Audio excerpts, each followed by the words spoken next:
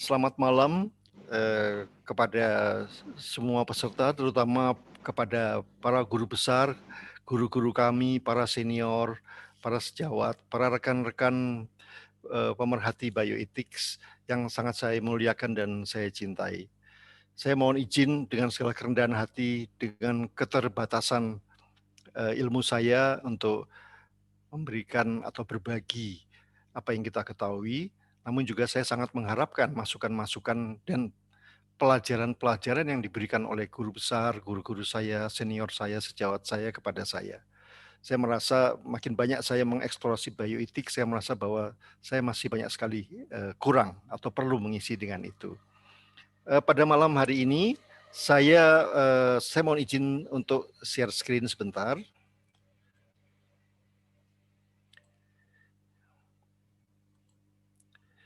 Apakah slide saya jelas, moderator, dan suara saya jelas? Iya, suara dan slide sudah jelas ya Pak. Saya persilahkan. Baik, jadi pada malam hari ini di pengumuman atau di announcement yang sudah diedarkan itu disebutkan ethics and global health. Di sini saya tambahkan sedikit bio ya, bio. Mengapa bio? Karena kita bicara tentang global health dan bioethics itu per definisi adalah ethics yang muncul atau yang timbul dari perkembangan life and health related sciences. Jadi semua pengetahuan tentang hidup atau biologi misalnya dan yang berhubungan dengan kesehatan. Oleh karena itu saya tambahkan sedikit dengan bio, menjadi bioethics. Dan dalam hal ini karena latar belakang saya adalah medis, bedah dalam hal ini, maka saya menambahkan juga sedikit frasa medical perspective.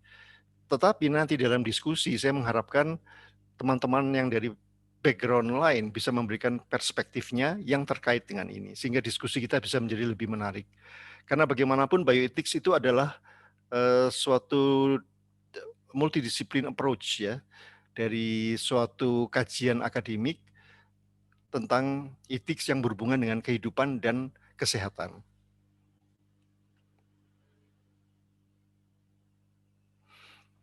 Saya berterima kasih kepada guru-guru saya yang dari kalangan bioethics global ya. Saya banyak melakukan diskusi melalui email ya, kemudian mereka memberikan banyak sekali perspektif dan juga pandangan-pandangan, terutama kepada Profesor Rui Nunes ya. Profesor Rui Nunes ini sering sebagai presiden dari berbagai conference ya, bioethics global, karena beliau juga duduk di UNESCO, dan juga kepada Profesor Amnon Karmi. Profesor Amnon Karmi ini adalah kepala dari bioethics chair yang berkedudukan di Yerusalem, di Haifa. Beliau tepatnya dari University of Haifa. Beliau sangat aktif bersama-sama dengan Profesor Rui Nunes dan sering kami bertukar perspektif melalui email. Dan saya merasa bahwa banyak sekali hal-hal yang masih harus saya pelajari.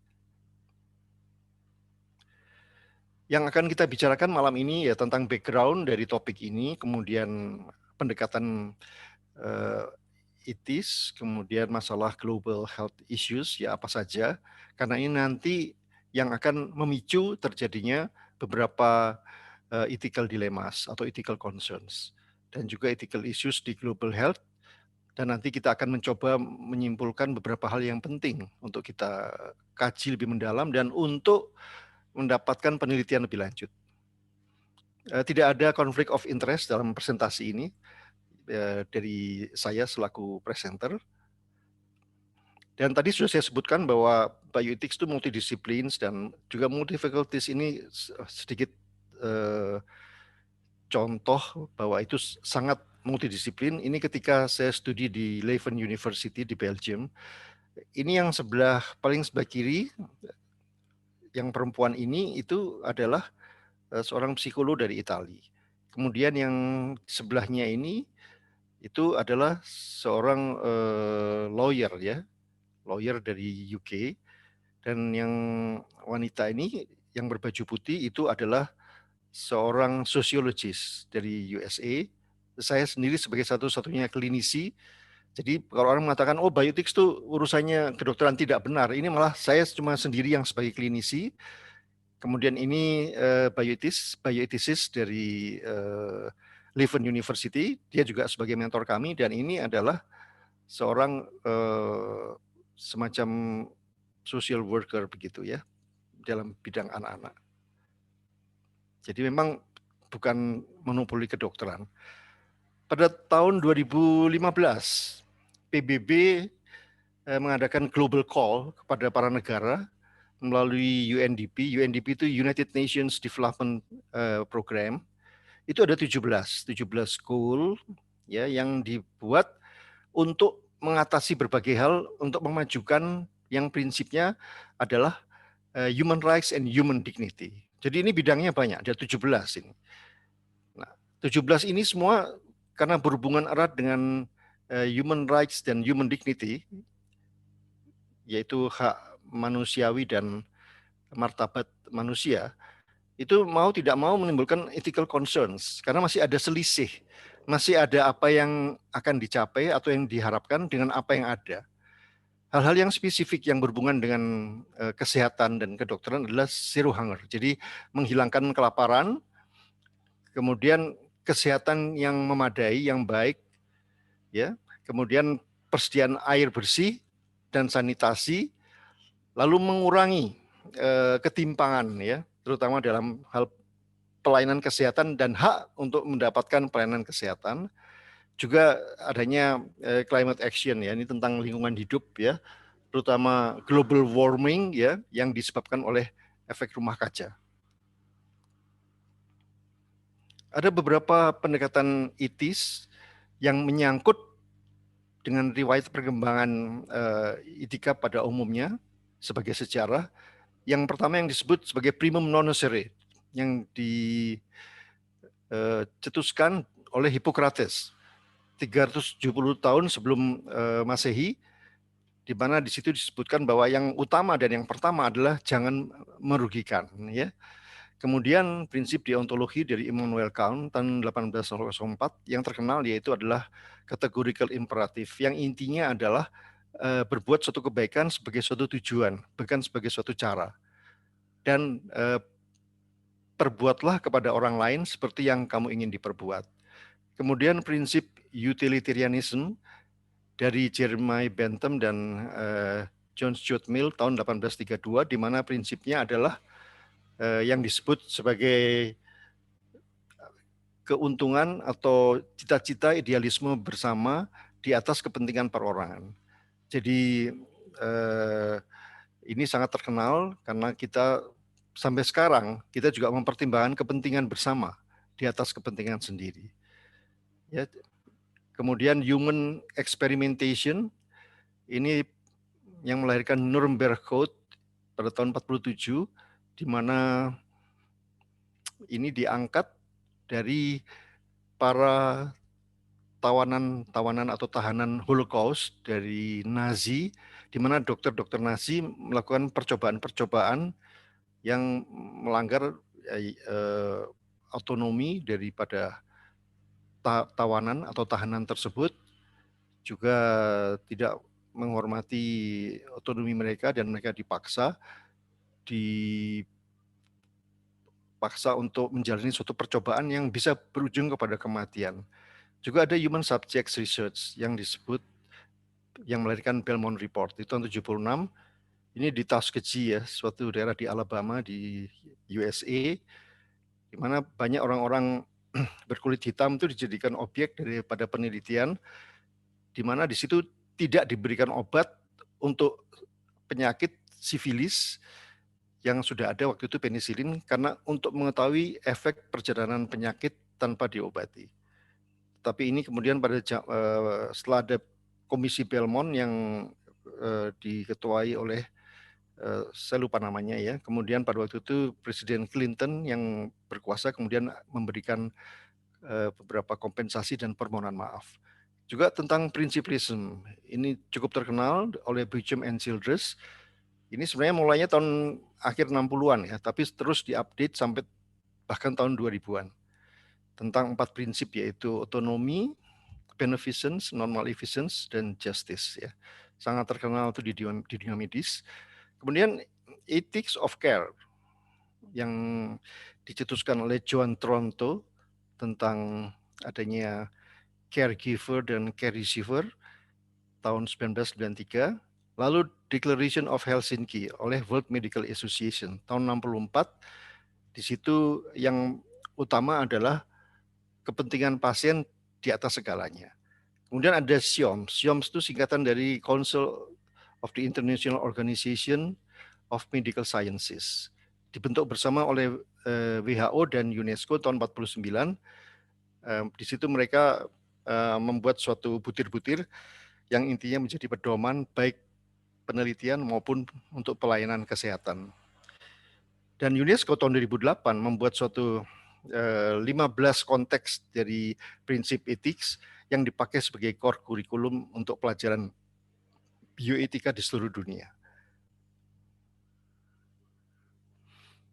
Lalu sekarang tentang health issue-nya apa yang nanti ada kaitannya dengan masalah etik. Yang kita sekarang sedang jalani atau alami adalah pandemi dari COVID-19 ya sampai saat ini. Mudah-mudahan tidak lama lagi akan reda ya. Meskipun akhir-akhir ini ada peningkatan ya, di mana 2 bulan yang lalu sebetulnya sudah agak reda. Kemudian masalah artificial intelligence ya dan big data. Karena semua sekarang serba digital ya, dan termasuk misalnya robotic surgery atau robotic medicine, terus otomatisasi dan sebagainya berdasarkan teknik digital, itu juga pasti akan menimbulkan masalah-masalah etik, termasuk big data. Kemudian human genome editing ya, ini tentang genetik manusia yang diintervensi, ini juga pasti menimbulkan masalah etik. Lalu proper medical research, penelitian kedokteran itu memang harus proper ya, tetapi nampaknya toh terjadi beberapa hal yang tidak diharapkan, apalagi dalam masa pandemi ya. Dalam masa pandemi ada undermining atau ada reduksi dari masalah-masalah etik oleh karena di lain pihak pandemi itu kan sebenarnya disaster ya. Jadi semua tidak bisa ideal, tetapi harus cepat sehingga ada reduksi dari prinsip etik tertentu. Lalu solidarity, tentang solidarity ini juga makin banyaknya pertambahan penduduk, kemudian perbedaan dari kesejahteraan ya. Solidarity ini tidak sama dengan charity ya. Solidarity itu adanya kebersamaan, unity. Jadi merasa bersama, semacam ada empati, lalu kemudian yang kuat membantu yang lemah. Kemudian healthcare inequities ya, jadi adanya ketidaksamaan dalam pelayanan kesehatan yang diterima oleh publik. Lalu adanya drug resistance, obat-obatan yang diberikan yang efektivitasnya tidak seperti pada awalnya atau tidak seperti yang diharapkan. Kemudian juga yang penting mental health. Mental health ini penting sekali karena ternyata kasus bunuh diri misalnya itu cukup tinggi ya, cukup tinggi di dunia ya. Nah, ini menyangkut mental health. Lalu telemedicine ya, telemedicine akhir-akhir ini karena masalah pandemi sering didengungkan, tapi juga akan terjadi reduksi masalah-masalah etik yang terkait. Nah, sekarang yang spesifik dari COVID-19, ya, kita semua sudah tahu ya, tidak ada hal yang baru. Tetapi di sini memang kita perlu review lagi, karena nampaknya untuk mengevaluasi langkah-langkah ke depan itu dengan pengalaman yang lalu, itu bisa menjadi pelajaran yang berharga, atau yang sering disebut dengan lessons learned. Pertama, pandemik dari COVID-19 itu disaster, tadi saya sudah sebutkan, sehingga memerlukan surge capacity atau kapasitas untuk mengatasi lonjakan ya, surge itu lonjakan. Kemudian WHO itu sudah memberikan guidance ya, interim guidance. Jadi interim itu artinya sementara yang bisa berkembang tahun 2020, dan ini terus berubah tergantung penelitian-penelitian yang ada ya.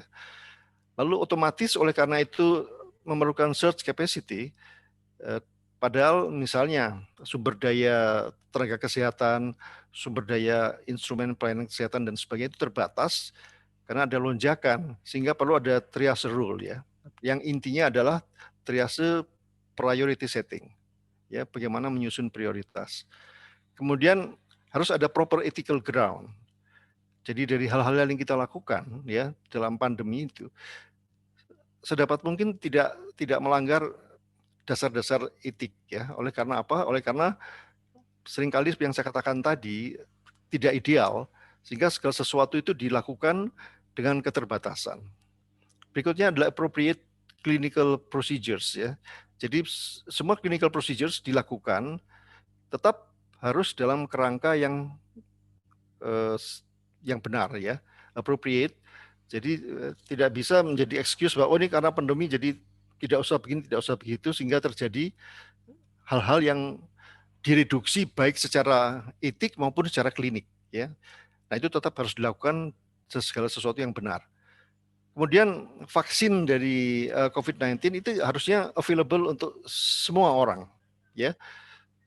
Tidak ada yang diekskludkan termasuk imigran yang undocumented. Jadi itu maksudnya kalau ada misalnya di Indonesia itu ada orang-orang menampung pengungsi misalnya. Ya, pengungsi kemudian kan kita banyak menampung pengungsi. Setahu saya itu dari Afghanistan, kemudian dari Bangladesh ada itu. Saya bahkan pernah berkumpul dengan mereka, kemudian berbicara dengan mereka, dan mereka yang nampaknya happy di Indonesia, tapi tetap mereka merindukan tanah airnya. Dan itu tetap harus mendapat jatah untuk vaksin juga. Ya, jadi ini termasuk distributive justice. Coba kita elaborasi sedikit tentang ethical issues yang timbul. Jadi kita harus tetap berusaha maksimal untuk ethics committee di rumah sakit terutama, universitas dan institusi itu berfungsi. Nah, ini tentang komite etik di rumah sakit di Indonesia itu nampaknya belum ideal ya. Oleh karena sebetulnya kalau kita bicara etik itu lebih cenderung ke arah eh, melindungi kepentingan pasien. Apakah kepentingan dokter tidak dilindungi atau kepentingan perawat? Dia dilindungi juga, tetapi dalam porsi mayor, porsi yang besar itu adalah pasien. Kenapa begitu? Karena pasien itu dalam posisi yang lemah. Mereka sebetulnya pasif ya, pasrah. Mereka menyerahkan kepercayaan ya, trust kepada kita untuk dokter melakukan intervensi. Jadi mereka di posisi yang lemah, oleh karena itu harus dilindungi. Itu komite etik hospital itu seharusnya itu diisi oleh etisis ya, bukan oleh dokter spesialis. Banyak etik komite etik di rumah sakit isinya dokter spesialis. Dokter spesialis itu clinician. Pada waktu saya studi di Belgium itu saya diwajibkan ikut pertemuan komite etik secara pasif, jadi sebagai observer. Di situ kelihatan komite etik dari rumah sakit itu ada lay person, ada lawyer, ada ethicist, kemudian ada nurse, ada farmasis. Nurse ini malah penting. Mengapa penting? Oleh karena dalam 24 jam pasien itu justru lebih banyak berinteraksi dengan perawat. Dengan dokter paling cuma 5 menit, 10 menit waktu visit. Kalau operasi ya mungkin bisa 1 jam, 2 jam. Akan tetapi waktu operasi kan pasien tidur. Tidak ada interaksi.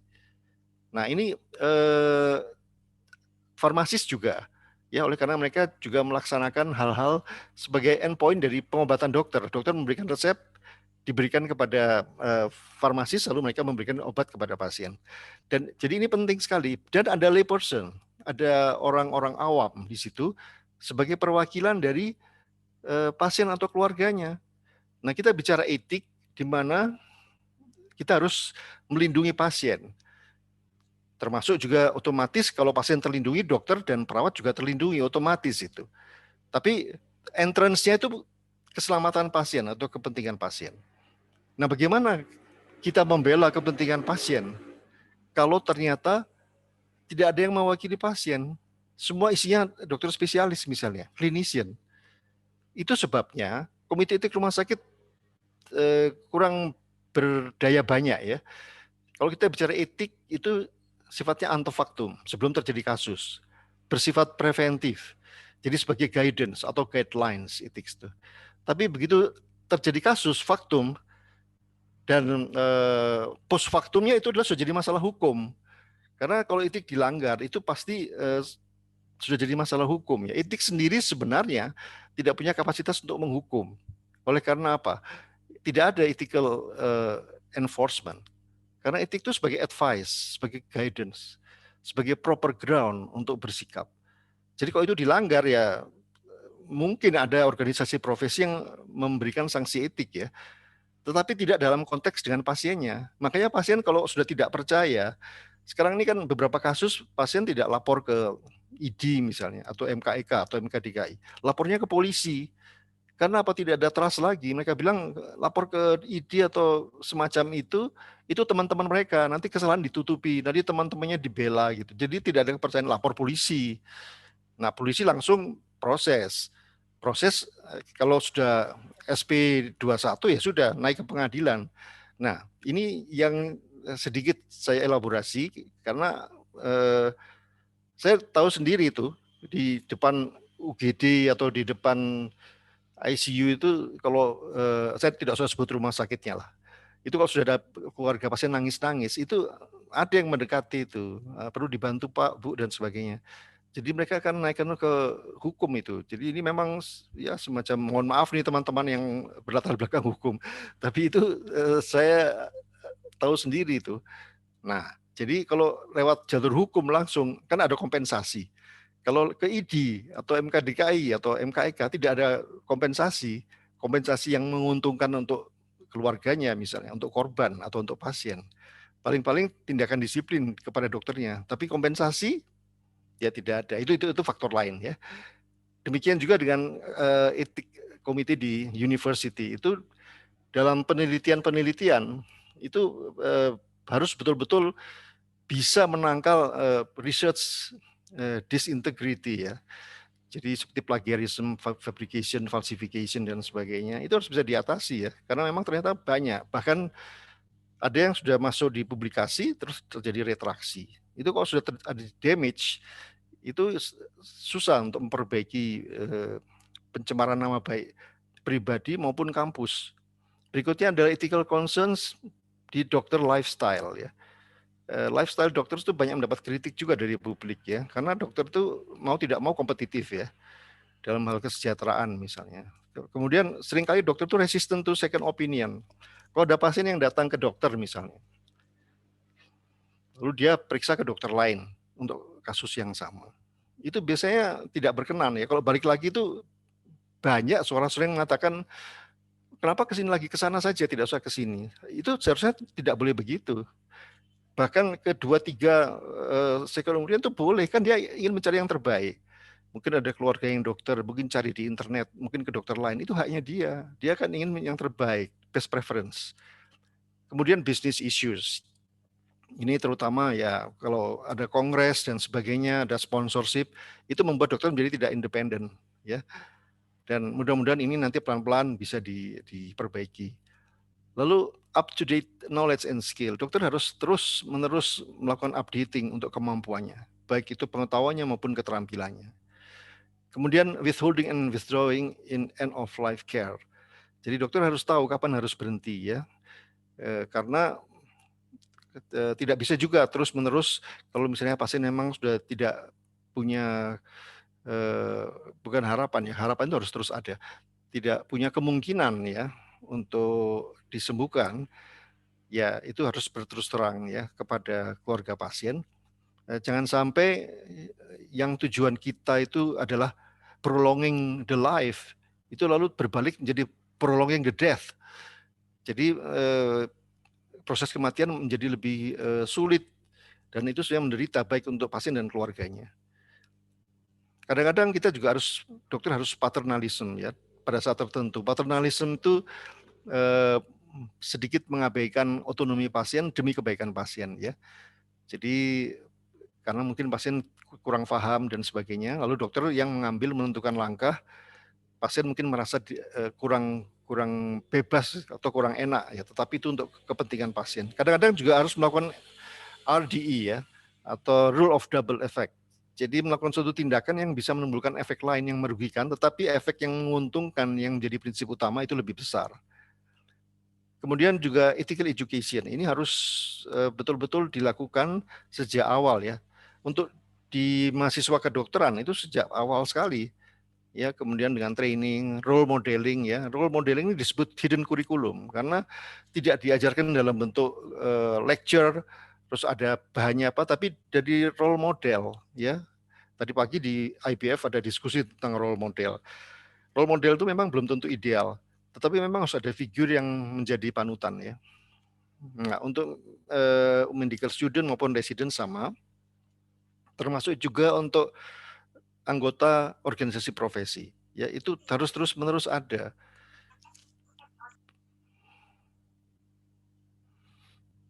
Kita harus ikut mempertimbangkan juga beberapa kerisauan dari masalah etik, yaitu tentang patient based preference ya. Pasien itu sekarang itu paradigma itu bukan lagi listen to the doctors, tapi listen to the patient. Kita harus mendengarkan dan menghargai apa keinginan terbaik yang ingin diinginkan pasien. Patient based preference berdasarkan otonominya. Lalu kita melakukan beneficence, berbuat yang baik dan non-malfeasance, menghindari kerugian pasien. Justice ya, keadilan terutama dalam hal ini distributive justice ya. Kemudian dignity enhancing care. Ini adalah pelayanan yang berusaha memulihkan martabat pasien ya. Jadi menghargai pasien seutuhnya. Juga patient safety, keamanan untuk pasien, dan quality of life. Bagaimana quality mutu hidupnya, mutu kehidupannya sesudah tindakan kita. Itu harus kita pertimbangkan juga. Jangan sampai kita misalnya melakukan tindakan pengobatan, lalu sesudah diobati malah pasien tidak bisa jalan, malah pakai kursi roda. Padahal sebelumnya bisa jalan sendiri. Kemudian solidarity, ya. Jadi solidarity dasarnya ada empati, ya, dignity atau martabat, ya, altruism atau kebaikan, dan membantu yang vulnerables, ya, yang lemah atau yang terancam atau yang berisiko. Kemudian healthcare practice itu harus sebaik mungkin ya, baik secara etikal maupun secara klinikal. Telemedicine ya atau pengobatan jarak jauh sekarang yang karena masalah pandemi ya, atau pasien datang di suatu tempat di rumah sakit atau di klinik, kemudian ada dokter yang standby, kemudian melakukan konsultasi secara online dan sebagainya. Tapi ini harus diperhatikan privasinya tentang information security, harus bisa dijamin ya, karena dengan banyaknya rangkaian link-link online itu juga makin besar kebocorannya tentang rahasia pribadinya dan sebagainya ya. Ini baru-baru ini kan heboh itu data BPJS yang bocor itu. Ya mudah-mudahan itu bisa diatasi ya atau tidak terjadi. Dan juga tentang hands-on encounters. Jadi bagaimana memberikan pelayanan dengan yang berhubungan dengan skill. Karena di telemedicine kan nggak bisa itu. Pasien kan dokter tidak bisa memeriksa secara langsung ya. Yang dulu kita kenal kalau secara klasik itu inspeksi, palpasi, perkusi kan tidak bisa. Tapi melalui orang lain. Dan itu belum tentu sama ya.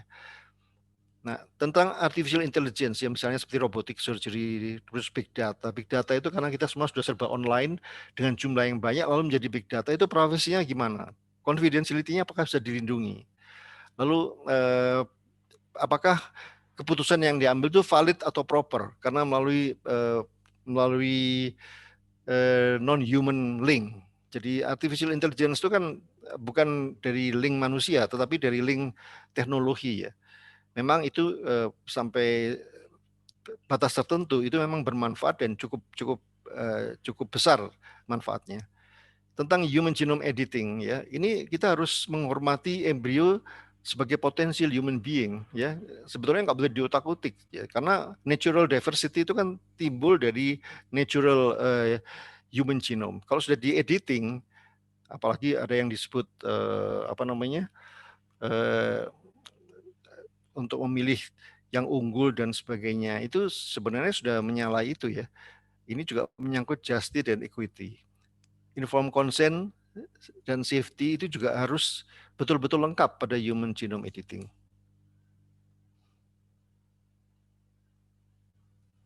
Tentang penelitian ya, yang berkaitan dengan kesehatan atau kedokteran, ini yang contoh dari SIOMS ya.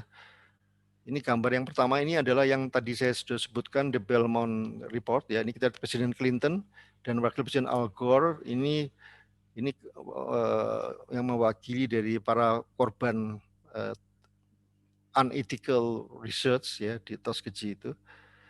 Nah ini mereka pakai kursi roda karena sudah invalid dan sebagainya. Ini adalah tribunal ya, pengadilan oleh dokter-dokter Nazi yang pada waktu itu melakukan percobaan dengan tahanan Holocaust, bahkan banyak yang mati ya karena, tapi tetap ada manfaatnya ya. Jadi satu dari keuntungan yang ya bukan keuntungan, tetapi satu dari yang didapatkan itu adalah data-data sampai seberapa jauh manusia itu bisa bertahan tanpa makan, sampai seberapa dingin toleransi tubuh manusia itu bisa dimasukkan dalam air dingin dan sebagainya, dan sampai seberapa jauh daya tahan dari sistem respirasi pada saat di udara dengan tekanan oksigen yang rendah. Itu data-datanya didapat dari penelitian mereka.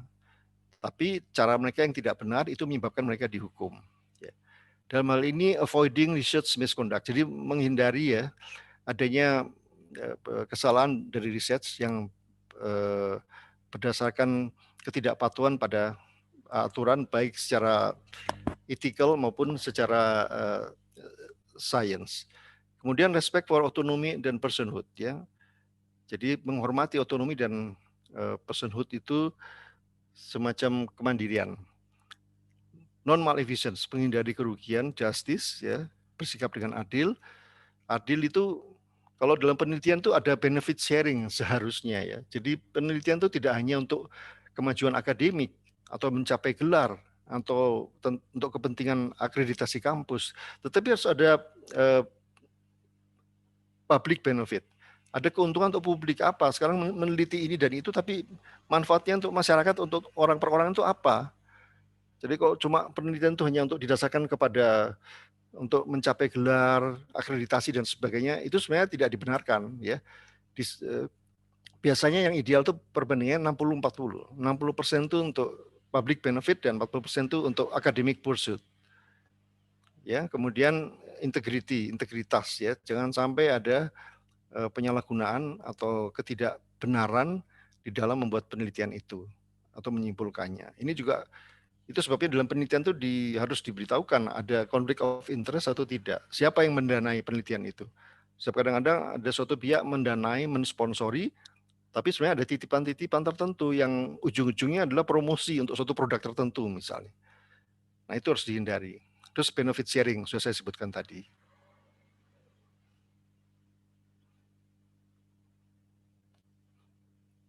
Yang kira-kira bisa disimpulkan poin-poin yang penting yang perlu, bahkan perlu dielaborasi lebih lanjut, yaitu ethical deliberation and medicine are indivisible. Jadi pertimbangan etis dan kedokteran itu tidak bisa dipisahkan, ya itu dua sisi mata uang. Jadi satu tetapi tidak pernah bertemu. Tapi justru itu yang harus dilakukan.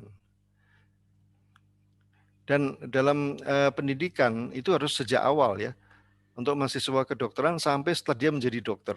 Untuk mahasiswa lain misalnya mahasiswa teknik, hukum dan sebagainya ini juga sudah harus, dan saya kira sudah berjalan ya. Jadi integritas, kemudian prinsip-prinsip etik yang luhur itu sudah harus ditanamkan itu. Ya terutama untuk seringkali disamakan antara profesi hukum dan kedokteran ya. Karena itu sangat rawan terjadinya disintegritas ya. Oleh karena apa? Oleh karena adanya konflik of interest ya. Di satu pihak dia harus melakukan apa yang sebenarnya, di lain pihak dia juga mempunyai kepentingan pribadi atau kompensasi pribadi.